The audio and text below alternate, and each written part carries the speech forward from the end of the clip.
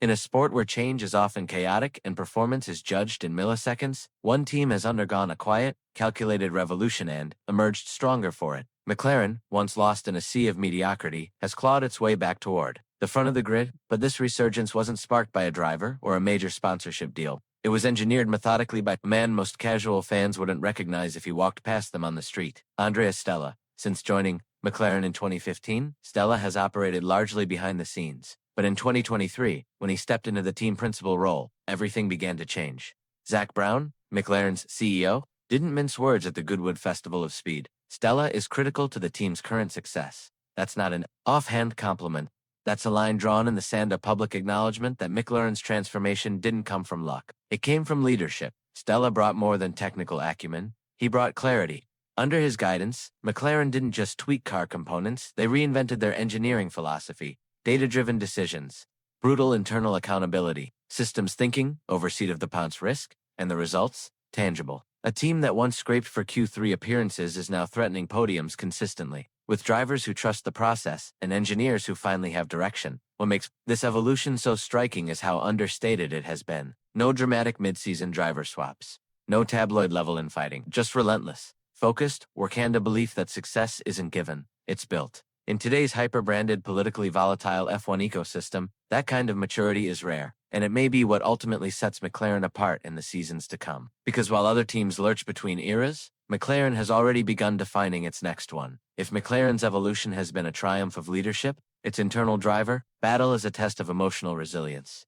Lando Norris and Oscar Piastri are separated by just 8 points in the standings, but that narrow margin hides a growing tension. Beneath the smiles and team radio banter is a psychological duel that could define the future of both men's careers. Lando, now in his 5th full season, has grown from plucky underdog to team talisman. But with that elevation comes pressure, expectations to win, to lead, to deliver, and it's showing. Johnny Herbert recently noted that Norris is dumping baggage. That's no throwaway phrase. It's a polite way of saying Lando is grappling with his past, missed podiums, strategic errors, near victories that slipped through his fingers. He's shedding the emotional weight of what should have been. Across the garage, Oscar Piastri is cutting a very different figure. Cool, clinical, seemingly unaffected by the spotlight. 5 wins to Norris 4. Fewer emotional outbursts. A relentless ability to capitalize on chaos. He's not the faster driver on paper, but right now, he may be the more adaptable one. And that is what makes this battle so compelling. It's not just about raw speed. It's about mindset. This isn't a toxic rivalry yet, but as the races count down, the emotional strain will grow. One mistake, one bad strategy call, one DNF and the balance could tip for good. Because in F1, teammates are rarely just that.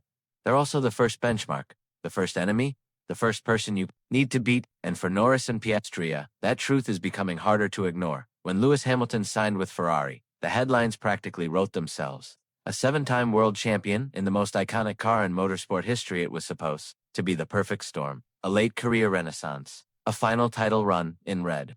Instead, halfway through the season, reality has set in and it's not kind. That Ferrari has always been more than a team. It's a legacy, a symbol. But symbols don't win. Races cars do. And the car Hamilton has been handed is a deeply flawed machine. Apart from a lone sprint win in China, the season has been defined by inconsistency, missed opportunities, and visible frustration. Jolyon Palmer didn't sugarcoat it, he called it disappointing, and he's right. This isn't just a performance issue, it's a credibility crisis. Hamilton hasn't forgotten how to drive, but he's clearly not in sync with the car, or perhaps with the team itself.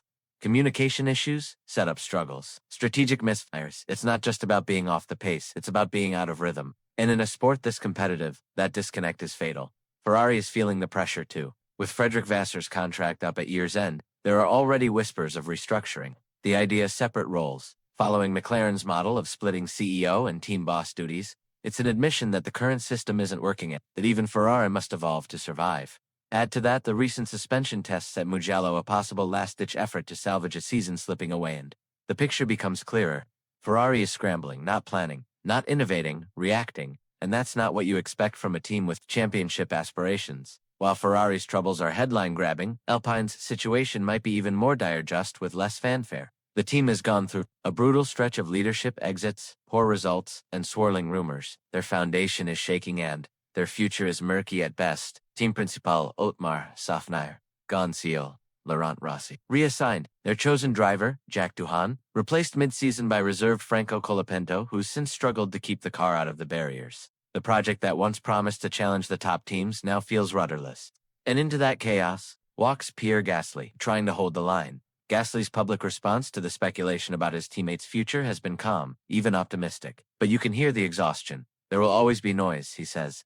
That's a coded way of acknowledging dysfunction while trying to stay focused. He's navigating a collapsing structure while still expected to deliver results. Then there's Valtteri Bottas, quietly hinting at a potential role with Alpine. Nothing confirmed, but his comments suggest talks are real. And for a team this desperate for stability, a seasoned driver like Bottas who brings experience, technical feedback, and calm could be exactly what they need. Or he could just be walking into a storm with no shelter. Alpine's use of the Mercedes power unit in the future offers some long-term hope. But right now, they're bleeding relevance. Leadership, clarity, and performance have all become moving targets, and unless something drastic changes, they risk becoming a cautionary tale proof that ambition without execution leads to collapse. As some teams unravel, others are quietly rebuilding with purpose. Take Williams. Their early season form suggested a comeback, but rivals caught up quickly, and their momentum stalled. Now, team principal James Vowles has shifted focus, not to glory, but to discipline, clean weekends, operational sharpness, extracting every point possible.